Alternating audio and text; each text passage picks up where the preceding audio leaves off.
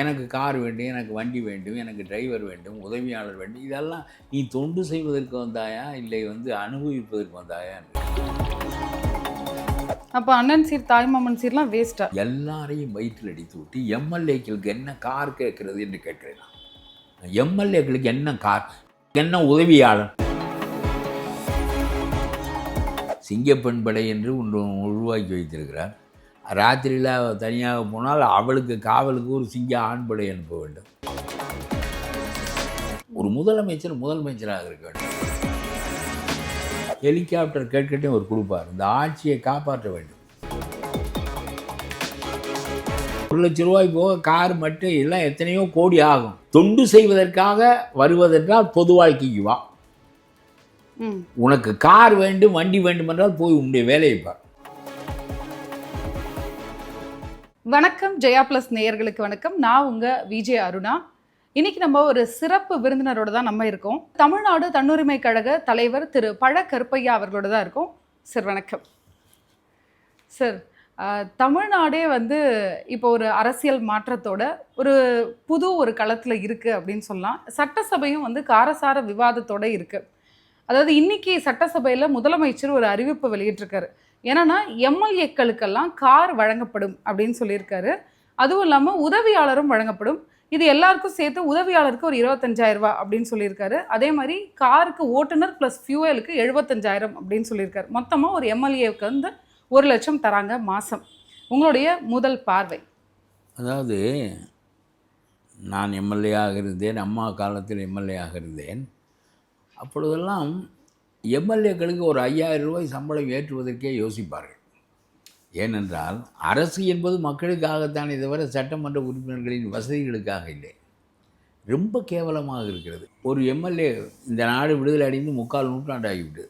80 ஆண்டுகளுக்கு பிறகு இப்பொழுதுதான் எம்எல்ஏக்கள் வசதிகளை பற்றி, இதற்கு முந்தைய அரசுகள் எம்எல்ஏக்களுக்கு எதையும் செய்வதற்கு கூச்சப்பட்டார்கள்.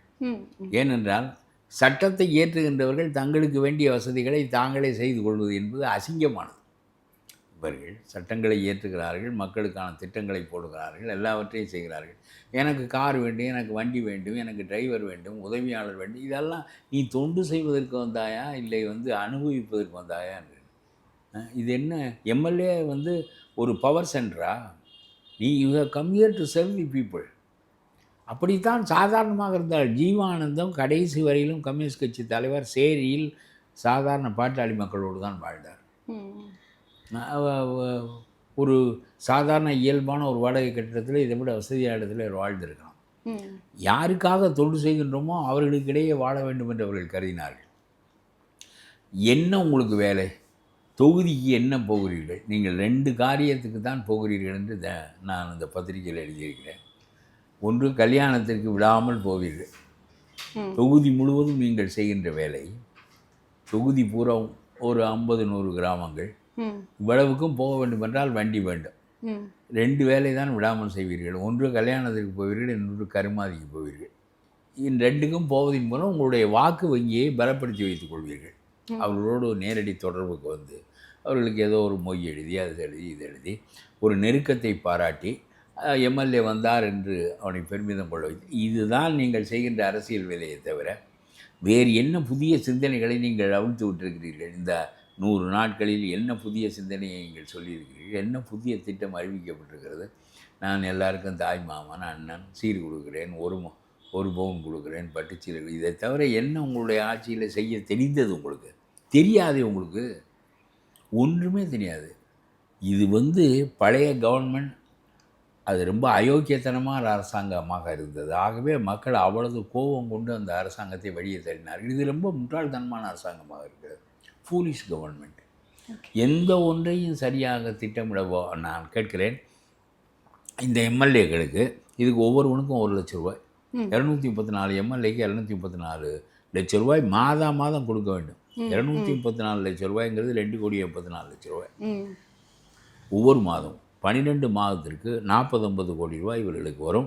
இது போக கார், ஒவ்வொரு காரும் 20 லட்சம் 15 லட்சம் என்று இருக்கும். இவ்வளவு பேருக்கு நீங்கள் கார் வாங்க எத்தனை கோடி? இது என்ன தேவை என்று கேட்கிறேன். உனக்கு பொதுப்பணி ஆற்ற வேண்டும், மக்களுக்கு தொண்டாற்ற வேண்டும் என்றால் பொது வாழ்க்கைக்கு வா.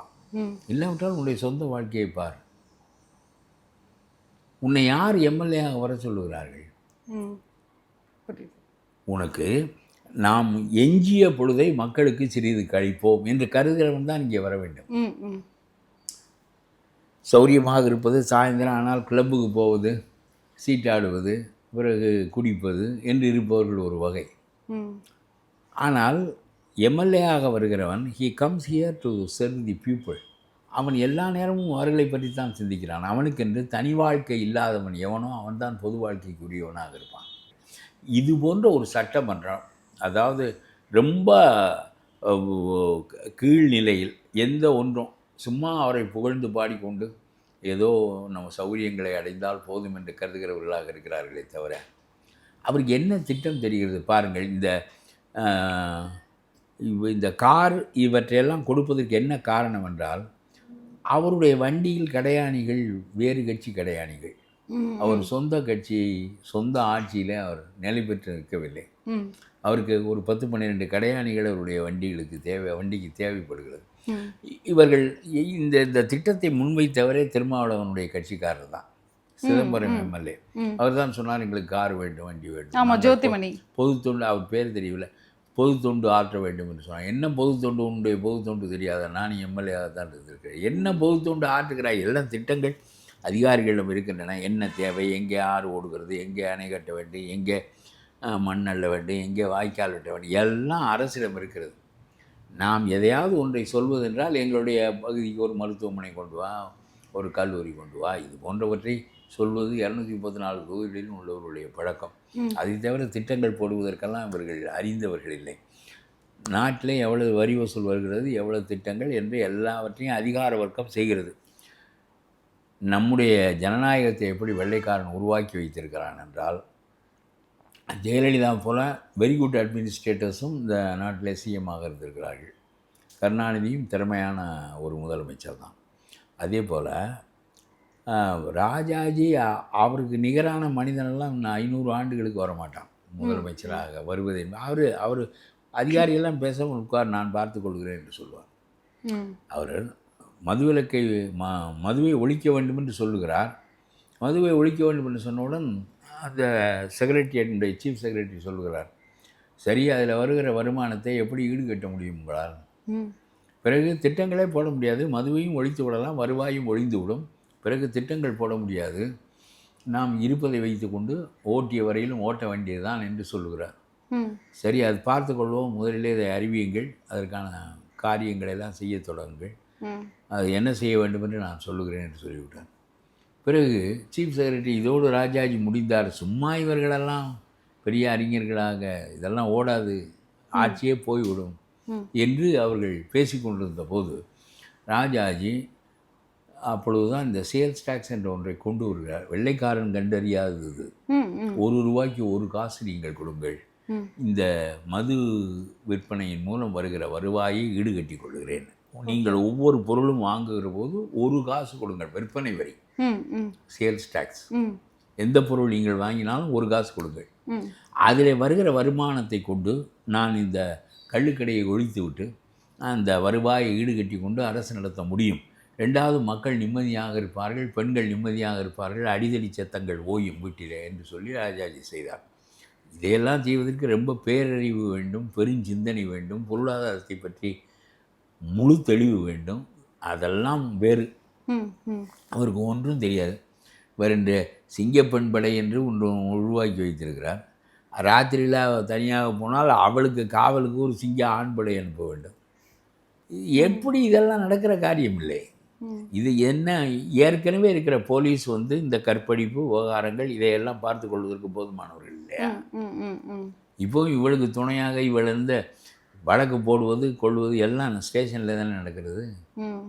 இது சும்மா இது ஏதாவது ஒன்று சிங்கப்பெண்ணே என்று பாட்டு பாடினால் உடனே சிங்கப்பெண் படையை வைப்பது என்பது இதெல்லாம் என்ன சிந்தனை என்று எனக்கு தெரியவில்லை. அப்புறம் ஒரு பவுன் தாலி, ஒரு பட்டுப்புடவை, அண்ணன் சீர், அம்மா கொடுத்தது தான். இது அம்மா தான் 1 பவுன் தாலி என்ற 5 ஆண்டு படிப்பதற்கு வா, உனக்கு 5 ஆண்டு கழித்த பிறகு 50,000 ரூபாயும் ஒரு பவுன் தாலியும் தருகிறேன் என்று அம்மா சொன்னார்கள். ம், ம், அதன் மூலம் அவள் வாழ்க்கை நிலை கொண்டு விடுவாள். ம், அவள் வேலைக்கும் போய்விடுவாள், அல்லது மணந்து கொண்டு நிலை கொண்டு விடுவாள். அவளுடைய திருமண செலவுக்கு 50,000 பயன்படும், அவளுக்கு ஒரு பவுன் தாலி வாழ்க்கைக்கு பயன்படும் ம், என்று கருதி அவர்கள் அதை செய்தார்கள். அதற்கு என்ன தூண்டுதல் என்றால், கற்பதற்கு வாருங்கள், முதுநிலை கல்வி வரையிலும் ம், போஸ்ட் கிராஜுவேட் வரையிலும் நீ படிக்க வேண்டும், படித்தால் 50,000 கிடைக்கும் என்று ஆசை காட்டி அவர்களை படிக்க வைத்தார்கள். இன்றைக்கு படிப்பு என்பது மிக ஓங்கிவிட்டது. ஆகவே இன்றைக்கு இதெல்லாம் தேவையும் இல்லை. ரெண்டாவது வந்து இதற்கு பட்டுப்புடவை, தாலி, இது அண்ணன் சீர், என்ன அம்மா சீர் என்று சொன்னார்கள் அவர்கள். ம், நான் பெத்த மகளுக்கு கொடுக்குற சீர் என்று அவர்கள் உறவு பாராட்டினார்களா? ஒரு முதலமைச்சராக இருக்க வேண்டும், நான் அண்ணன் சீர், பிறகு தாய் மாமன் சீர். அப்ப அண்ணன் சீர் தாய் மாமன் சீர்லாம் வேஸ்டா? இல்லை அதெல்லாம் தேவையில்லை. இதனாலெல்லாம் மக்கள் உன்னை நெருக்கப்படுத்தி கொள்வதற்கும், ஒவ்வொரு பெண்ணுக்கும் அண்ணனாக ஒரு பாவனையை நீ உண்டாக்குவதற்கும் இதைத்தான் ஸ்டாலின் செஞ்சார். அவர் ஒரு பிராமண அமைப்பு கட்டளை வைத்து எல்லாருக்கும் பலகாரம் கொடுத்தார்கள் சென்னையில். அவ்வளவு பள்ளிக்கூடங்களும் கொடுத்தார்கள். அவன் வெள்ளை பூண்டு போடவில்லை, வெங்காயம் போடவில்லை என்று சொல்லி அவனை விரட்டி விட்டு அது நல்ல திட்டமாக இருக்கிறது என்று ஸ்டாலின் கை கொண்டார். கை கொண்ட போது அவர் என்ன சொன்னார்? அவர்களோடு உட்காந்து சாப்பிட்டு விட்டு, பிள்ளைகளெல்லாம் என்னை அப்பா என்று சொல்லுகிறார்கள் என்று ஒரு உறவு முறை பாராட்டினார். என்ன காரணம் என்றால், அதாவது I am not a chief minister, I am father to all the school children அப்படின்னு ஒரு கருத்தை விதைப்பது, உறவு பாராட்டி நெருக்கப்படுத்தி கொள்வது, அதற்காக ஒன்றை அரசு பணத்தில் கொடுப்பது, சொந்த பணத்தில் அல்ல. அப்படி அவர் அப்பா அப்பா என்று என்னை எல்லாரும் அப்பா என்று அழைக்கிறார்கள் என்பதுதான் கேள்விக்கு உள்ளாக இருக்கிறது. அப்பொழுது உதயநிதி சொன்னாராம், அப்பா நீங்கள் வாட்டிக்கு இதையே சொல்லி கொண்டிருந்தால் சொத்துல பங்குக்கு வந்துடுவாங்க, அப்புறம் பெரிய மோசமாக போயிடும் அப்படின்னு சொன்னதுக்கு அப்புறம் தான் அவர் அதை விட்டார். சொத்துல பங்குக்கு வந்துடுவாங்க, எனக்கு வேறு இடைஞ்சலாக போயிடும், என்னை சும்மா இருக்க மாட்டேங்கிறீங்களேன்னாரா உதயநிதி. அதுக்கு பிறகு தான் அவர் விட்டார். இவர் அப்பா முறை கொண்டாடுகிறார் என்றவுடன் இவர் அண்ணன் முறையும் தாய் மாமன் முறையும் கொண்டாடுகிறார். நீ என்ன இருக்கிற பெண்களுக்கெல்லாம், அவன் உண்மையிலேயே தாய் மாமன் தன்னுடைய சொந்த பணத்திலிருந்து அக்காளுக்கோ தங்கச்சிக்கோ பிள்ளை பிறக்கின்ற போது செய்கிறான். நீ அரசு பணத்தில் செய்கிற, இதற்கு என்ன தாய் மாமன் உறவு? இல்லை, இதற்கு முன்னாடி இருந்தவங்களே இதே மாதிரி செஞ்சிருக்காங்க. முதலமைச்சர் தான் தாய் மாமன் என்பது, அண்ணன் என்பது, தம்பி என்பது, அக்காள் என்பது, கொழுந்தியாள் என்பது, நாத்தனாள், இதெல்லாம் என்ன? ரொம்ப நீ செய்கின்ற தொகையை என்ன? ஒரு கிராம் மோதிரம் அது எவ்வளவு நேரத்துக்கு? முதல்ல இவர்கள் எல்லோரும் பிரசவிப்பதற்கு வேண்டிய வசதி உடைய அரசு மருத்துவமனையில் இருக்கிறதா?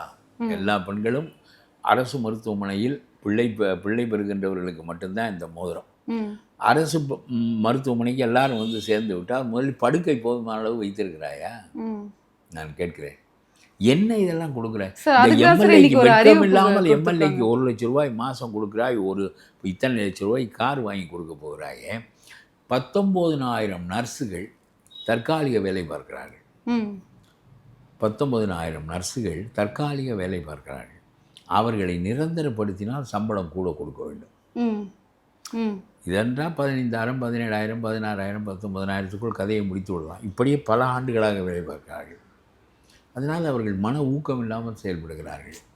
இப்பொழுது அவர்களை நீ நிரந்தரப்படுத்தினால் 40,000, 50,000 என்று சம்பளம் போகும். அரசு சம்பளம் எப்பொழுதுமே அதுக்குரிய வகையிலே இருக்கும். 15,000 ஆசிரியர்கள் உயர்நிலைப் பள்ளியில் 40 ஆண்டுகளாக தற்காலிக வேலை பார்க்கிறார்கள். அவன் வாத்தியாராக இருக்கிறான், தற்காலிக வாத்தியாராக இருக்கிறான். இவன் ஒரு நாள் நிரந்தரமாக ஆகிவிடுவான். அப்பொழுது அவனுக்கு 80,000, 90,000 சம்பளம் வரும் என்று கருதி வாழ்க்கைப்பட்டால் ஒருத்தி 1 ஆண்டு 2 ஆண்டு காத்திருந்தாள். வழுக்கை விழுந்து விட்டது அவனுக்கு. இவள் நரைத்து ஓய்ந்து விட்டாள். இன்னமும் அவன் தற்காலிக வேலை தான் பார்க்கிறான் 18,000 ரூபாய் சம்பளத்திற்கு. இப்படி 15,000, 20,000 பேர் உயர்நிலைப் பள்ளியில், கல்லூரியில் 15,000, 20,000 பேர். இவர்களுக்கெல்லாம் 20,000க்கு மேல் சம்பளம் கிடையாது. எல்லாரும் நீ இவர்களை நிரந்தரப்படுத்த முடியவில்லை, நர்ஸுகளை நிரந்தரப்படுத்த முடியவில்லை. டிரான்ஸ்போர்ட்டுக்கு டிரைவர் எடுத்தால், கண்டக்டர் எடுத்தால் 700 ரூபாய்க்கும் 500 ரூபாய் சம்பளத்துக்கும் எடுக்கிறாய். ஒரு சாதாரண வீட்டு வேலை பார்க்குற பெண்ணே 500 ரூபாய் ஒரு நாளைக்கு சம்பளம் வாங்குகிறாள். நீ ஒரு டிரைவருக்கு 700 ரூபாய். அவன் ஒரு நாள் நாம் பெர்மனெண்ட் ஆவோம் என்று கருதி அந்த 700 ரூபாய்க்கு அவன் ஒப்புக்கொள்ளுகிறான். முகமைகள் மூலமாக, ஏஜென்சிகள் மூலமாக எடுக்கிறான். எல்லாரையும் வயிற்றில் அடித்து விட்டு எம்எல்ஏக்களுக்கு என்ன கார் கேட்கிறது என்று கேட்கிறேன். எம்எல்ஏக்களுக்கு என்ன கார், அவனுக்கு என்ன உதவியாளர், ம். தொண்டே செய்தது இல்லையா? இதற்கு முன்னால் இருந்த எம்எல்ஏக்கள் எல்லாம் உதவியாளர்கள் இல்லாமல், கார் இல்லாமல், பெட்ரோல் இல்லாமல் இதெல்லாம் செய்தது இல்லையா? நீ இந்த அரசை காப்பாற்றுவதற்காக எல்லாரையும் தடவி கொடுப்பதற்காக இந்த வேலையை செய்கிறாய் என்று நான் சொல்கிறேன். உன்னுடைய அரசுக்கு போதிய வலிமை இல்லை. ஆகவே எம்எல்ஏக்கள் கேட்கிறார்கள். இது கேட்கிற எம்எல்ஏ திருமாவளவனுடைய எம்எல்ஏ. அவர் சொல்வதை எல்லாரும் விரும்புகிறார். ஆகவே நீங்களெல்லாம் என்ன நினைக்கிறீர்கள் என்றால், அரசு பணத்தை பங்கு போட்டுக் கொள்வதற்கு வந்திருப்பது போல் இருக்கிறீர்களே தவிர ஆள்வதற்கு வந்தது போல் இருக்கிறீர்களா என்று கேட்கிறேன். எந்த காலத்தில் இது தொண்டு செய்வதற்காக வருவதென்றால் பொது வாழ்க்கைக்கு வா. உனக்கு கார் வேண்டும், வண்டி வேண்டும் என்றால் போய் உன்னுடைய வேலையை பார். கல்குவாரி குத்தகைடு, ஆற்று மணல் குத்தகைடு, போ அங்கே போ. ரோடு போடுவதற்கு கான்ட்ராக்டடு, அங்கே போ. இது இங்கே வராதே. எளிமையாக வாழ்வது, குறைந்த தேவைகளோடு வாழ்வது, நல்ல கருத்துக்களுக்காக போராடுவது, தேவைப்பட்டால் சிறைக்கு போவது, பிறகு மீண்டும் வந்து நாம் அதிலே பதவிக்கு வர முடியும் என்றால் பதவியில் இருந்து நன்மை செய்வது, பதவிக்கு வர முடியவில்லை என்றால் அதை பற்றி கவலையே இல்லாமல் கடைசி வரையிலும் ஒரு தொண்டனாகவே இருந்து பணியாற்றுவது என்பவன் பொது வாழ்க்கைக்கு வந்திருந்தால் இந்த பொது வாழ்க்கை உருப்பட்டிருக்கும். போனவன் வந்தவனெல்லாம் நீ எம்எல்ஏ ஆக்கி வைத்திருக்கிறாய். அவன் அந்த கட்சியில் காலையில் இருந்தால் இந்த கட்சிக்கு வந்தால், நீ இங்கேருந்து வந்தா என்று தான் கேட்கல. என்ன எம்எல்ஏக்கு நான் நிற்கிறேன், வா வா வா கையெழுத்து போடு. இப்படி ஆக்கினால் இது என்ன தராதரம் இருக்கும்? கோம் பில் என்று என்னைத்தான் பேச சொல்வார். ஓகே, ஆமாம். அந்த எல்லா ஒவ்வொரு நாளும் ஒவ்வொரு விவசாயம், மற்றவை கூட்டுறவுத்துறை என்று ஒவ்வொன்றுக்கும் பேச வைத்திருப்பார்கள். ஒவ்வொருத்தரை உள்துறைக்கு சீஃப் மினிஸ்டர் மட்டும்தான் பேசுவார்கள். ஆனால் அதில் என்ன பேச சொல்லிவிட்டு சீஃப் மினிஸ்டர் பேசுவார்கள். 2 ஆண்டுகள் 3 ஆண்டுகள் நான் தான் பேசியிருக்கிறேன். அதில் மாடத்தில் எல்லா போலீஸ் அதிகாரிகளும் இருப்பார்கள், செக்ரட்டரி, போலீஸ் அதிகாரிகள் எல்லாம் இருப்பார்கள். அவர்கள் ரொம்ப அறிவை மதிப்பார்கள். நான் ஒரு கட்டுரை ஒன்று எழுதினேன், ஜெயலலிதா 2ஆம் திராவிட சிசு என்று. கிழித்து போனார்கள் அம்மா. அதற்கு இதை ஒரு 10,000 காப்பி எடுத்து எல்லாருக்கும் அனுப்பு என்று சொன்னார்கள். அதற்கு பிறகு அவர்கள் என்னை கூப்பிட்டு வைத்து ரொம்ப இவர்களெல்லாம் சொல்லுகிறார்கள், கும்பிட்டு விழுகிறவன் கும்பிட்டு விழுவான். இயற்கையாக இயல்பாக நம்மை மதித்து நடத்துவார்கள். அதெல்லாம் ஒரு செந்தில் பாலாஜியை உன்னால் ஒழுங்காக கைது செய்ய முடியவில்லை. உனக்கு ஆத்திரம், இந்த கரூருக்கு போவதற்கு முன்னால் இந்த ஆளை உள்ளே வைத்து விட்டு கரூருக்கு போக வேண்டும் என்று விரும்பினார். உனக்கு குழப்பாமல் அதை செய்ய தெரியவில்லையே. நான் சொல்லுகிறேன், நீ ஒரு நேர்மையான ஆட்சியாளனாக இருக்க வேண்டும் என்று நான் விரும்புகிறேன்.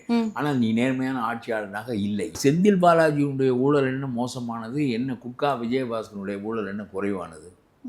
நாங்க நேர்மையான ஆட்சியை தான் பண்றோம், ஊழலற்ற ஆட்சியை தான். அதுதான் இந்த முரணை சொல்றேன்.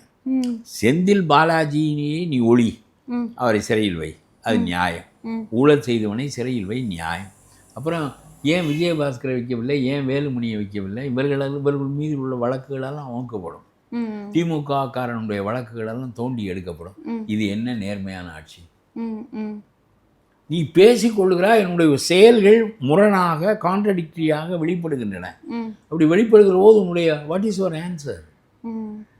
அதெல்லாம் சும்மா இந்த மது விலக்க முழுவதுமா ஒழிச்சிருவோம் அப்படின்னு சொல்லி சொல்றாங்க. போதைப் பொருள் ஒழிப்போம். ஊழல்ல இரட்டை போக்கை கையாளுகிறாயா இல்லையா?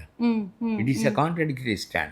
அதாவது திமுகவிலே உள்ள ஊழல்வாதிகளை ஒழிப்பது, அதே சமயத்தில் அதிமுகவில் உள்ள ஊழல்வாதிகளை உன்னோடு சேர்த்து கொண்டு அவர்களுக்கு பதவிகள் வழங்குவது, வழக்குகளை அமைக்க வைப்பது, அவர்களை ராஜினாமா பண்ண வைத்து உன்னுடைய ஆட்களை போட்டு இந்த கூட்டணி கட்சிக்காரனுடைய தொந்தரவிலிருந்து நீ விடுபட வேண்டும் என்று நினைக்கிறாய். ஏனென்றால் இந்த திருமாவளவனெல்லாம் சாதாரணமாக இருக்க மாட்டார். அவர் அவனை ஐஜியாக போடு, இவனை டிஎஸ்பியாக போடு, தினம் சீட்டு விட்டு கொண்டே இருப்பார்.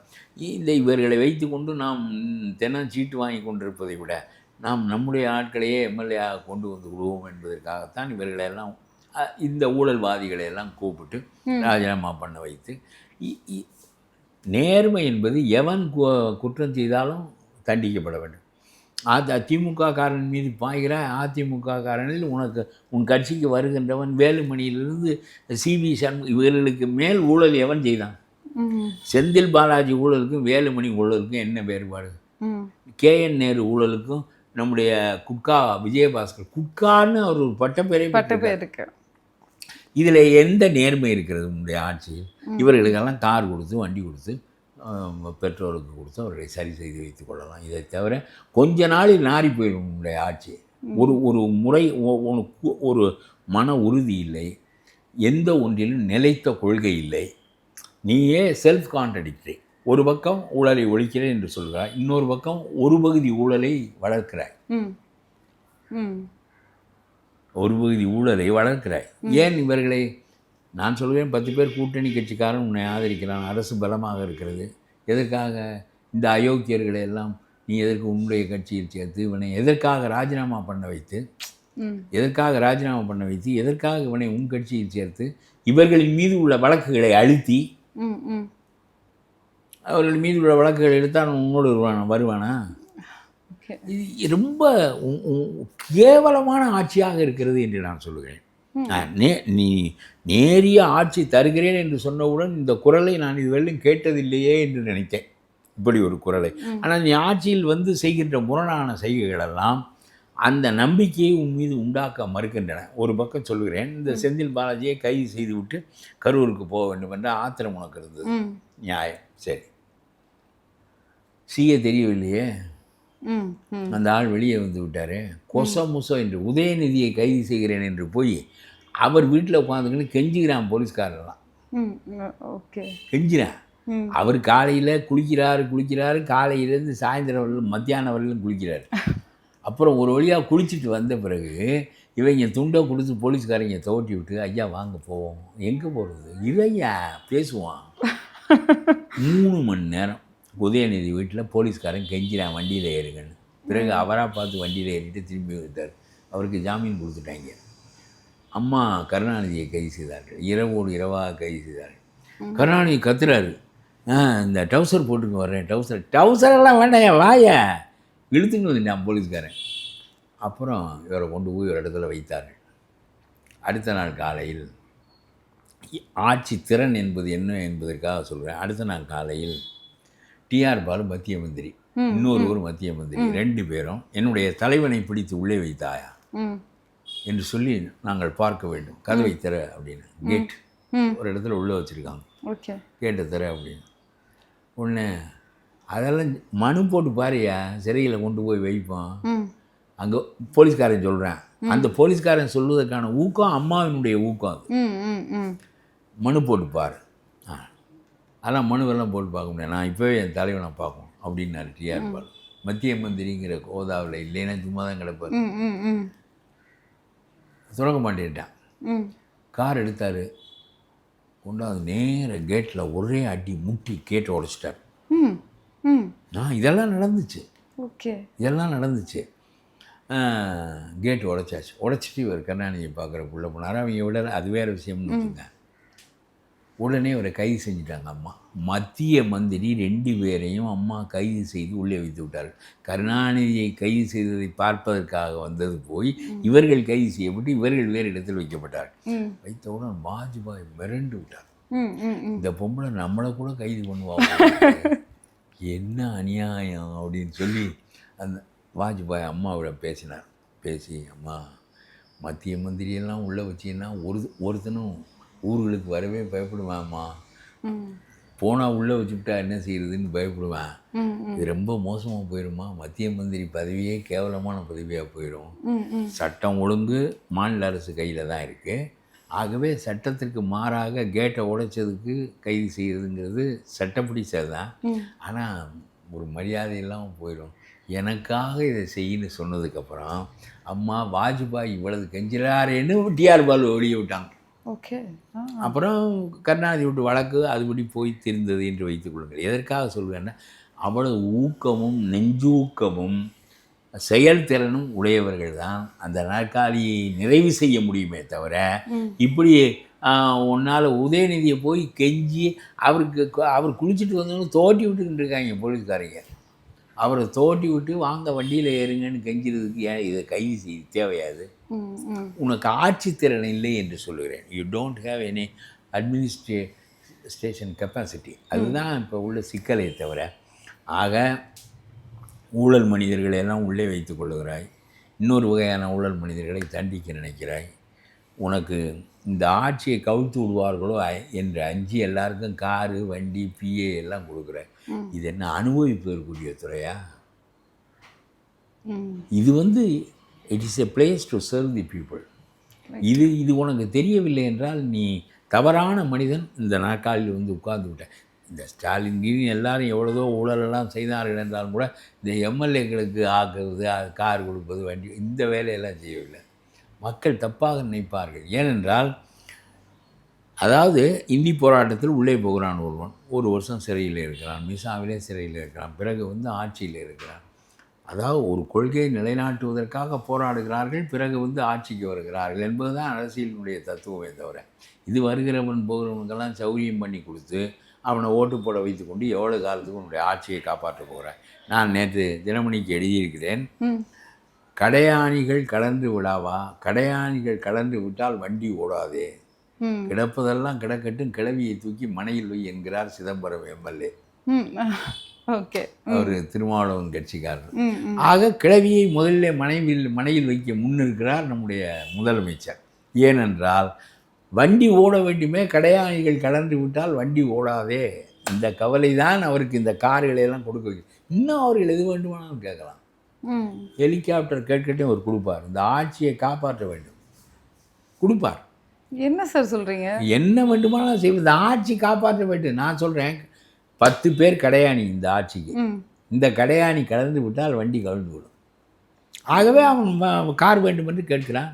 இல்லை, இந்த கடையாணியே இல்லாமல் நாங்கள் அடுத்த ஆட்சியில் ஜெயிச்சிருவோன்னு சொல்கிறாங்களே. அடுத்த ஆட்சியில் அப்புறம் கடையாணி விட்டால் அப்புறம் மறுபடியும் வருவாய் வரமாட்டா என்பதெல்லாம் யாருக்கு தெரியும்? உன்னுடைய மோசமான ஆட்சி திறனால் மறுபடியும் எந்த நிலைக்கு ஆளாவீர்கள் என்பதெல்லாம் இன்னொரு தேர்தல் வருகின்ற போதல்லவா தெரியும். இப்பொழுது என்ன தெரியும்? அது ரொம்ப வெரி ஃபூலிஷ் கவர்மெண்ட். அதுதான் இந்த அரசாங்கத்தினுடைய, அதாவது ஜெயலலிதா ஆண்டார், கருணாநிதி ஆண்டார், காமராஜ் ஆண்டார், ராஜாஜி ஆண்டார், எவ்வளோ வலிவான மனிதர்கள். அதெல்லாம் போய் இப்பொழுது ரொம்ப எந்த ஆட்சி திறனும் இல்லாமல், எந்த திட்டத்திறனும் இல்லாமல், நான் தாய் மாமன், நான் அண்ணன், இதுகளையே பேசிக்கொண்டு இந்த மோதிரம் கொடுக்குறேன், காது கொடுக்குறேன், இதையே வைத்து ஓட்டி விடலாம் என்று நினைத்தால் இது உருப்படியாகாது. நான் சொல்லுகிறேன், நீ கார் கொடுப்பது ரொம்ப அட்டூழியமான செயல். இன்னும் நர்ஸுக்கு உன்னால் நிரந்தர வேலை கொடுக்க முடியவில்லை, டிரான்ஸ்போர்ட்டில் இருப்பவனுக்கு கொடுக்க முடியவில்லை, வாத்தியாருக்கு கொடுக்க முடியவில்லை. என்ன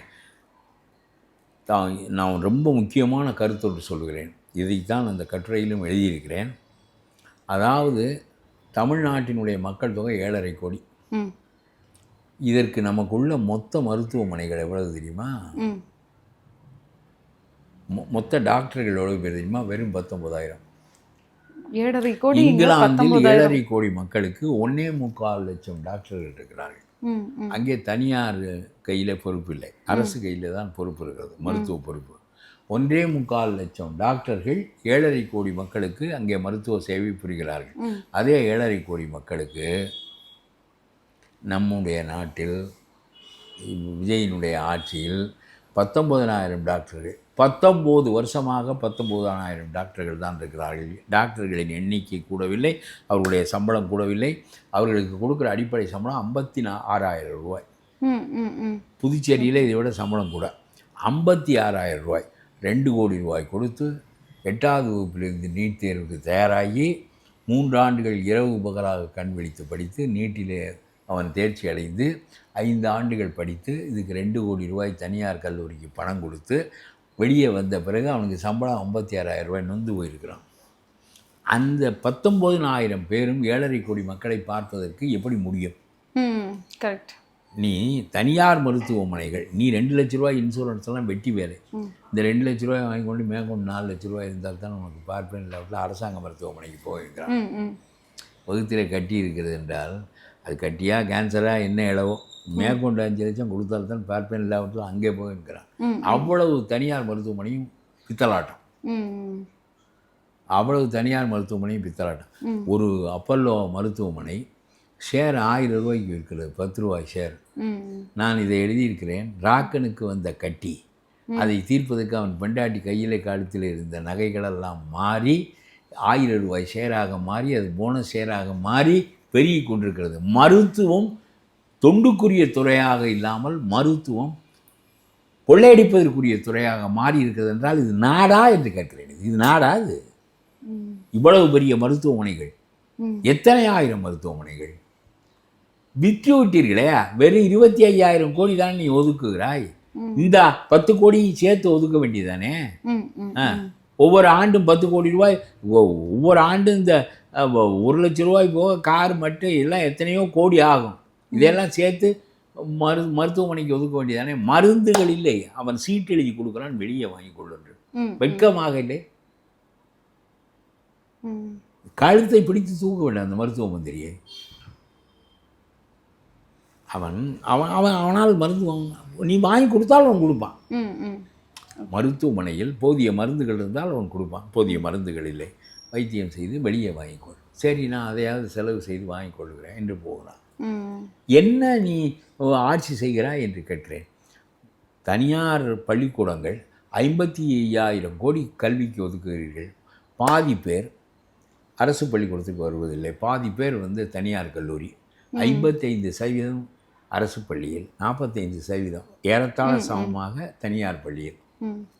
ஸ்லேட்டு கொடுக்குறாய், நோட்டு கொடுக்குறாய், குச்சி கொடுக்குறாய், பென்சில் கொடுக்குறாய், கம்ப்யூட்டர் கொடுக்குறாய், சைக்கிள் கொடுக்குறாய், ஹெல்மெட்டு கொடுக்குறாய், காலையில் பலகாரம் கொடுக்குறாய், மத்தியானம் சாப்பாடு கொடுக்குறாய். இவ்வளவுக்கும் பிறகு நான் நகையை அடங்க வைத்து என்னுடைய பிள்ளையை நல்ல படிப்பு படிக்க வைக்கிறேன், இங்கே திறமான கல்வி இல்லை என்று அவன் தனியார் பள்ளிக்கு போகிறான். எதற்கு உனக்கு ஒரு கல்வி மந்திரி என்று கேட்டேன் நான். எதற்கு உனக்கு ஒரு கல்வி மந்திரி, எதற்கு ஒரு மருத்துவ மந்திரி? எம்எல்ஏக்களெல்லாம் கார், வண்டி, ஹெலிகாப்டர்லாம் வைத்துக் கொள்ளுங்கள், நாடு ஆளுங்கள், சௌரியங்களை அடையுங்கள், பிறகு இந்த நாடு நாசமாய் போகட்டும். அதுதானே நடக்க போகிறது. இங்கே வேறு என்ன? கஜானா இப்போ காலி காலின்னு சொல்லிட்டு எம்எல்ஏக்களுக்கு வண்டி கொடுக்கறது வேஸ்ட் இல்லையா? வெட்கமாக இல்லை? நீங்களெல்லாம் 28 கார் முன்னும் பின்னும் போகிறதே, இது எப்பொழுதாவது நீ நினைத்திருக்கிறாயா? இப்போ சாலைகளை எல்லாம் மறித்து உன்னுடைய வண்டியை விடுவதற்கு 28 கார்களோடு பவனி வருகிறாயே, தேரிலே வருவது போல. இந்த மருந்து இல்லாமல் சீட்டை எடுத்துக்கொண்டு வெளியே போய் வாங்கி மருந்து வாங்கி அவன் உண்ண வேண்டிய நிலையிலே நம்முடைய ஆட்சி இருக்கிறது என்று நினைத்திருந்தால் எம்எல்ஏக்களுக்கு கார் கொடுப்பாயா?